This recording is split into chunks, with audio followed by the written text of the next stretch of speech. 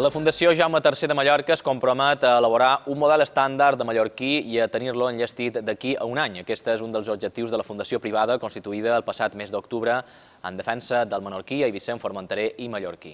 A més, també s'ofereix per assessorar en l'adaptació dels llibres de text a les modalitats lingüístiques de cada illa i a tots aquells que vulguin informar o publicitar-se en mallorquí.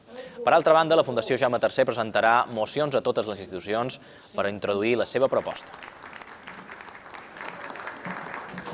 Quan ens referim a una certa autonomia lingüística, el que estan dient és que, efectivament, la Fundació Jaume III reconeix que el mallorquí i l'eivissent formen part d'un mateix tronc lingüístic que compartim en catalans, valencians o rossellonesos, però que no estan d'acord en l'uniformitat, en l'unificació. Nosaltres volem tractar catalans, valencians des d'un peu d'igualtat, mai com si fóssim els germans petits.